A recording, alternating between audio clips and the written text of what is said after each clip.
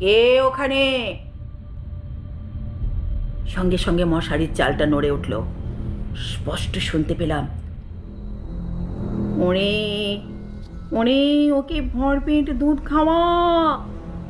নাকি নাকি স্বর, কিন্তু মায়ের গলা চিনতে ভুল হলো না।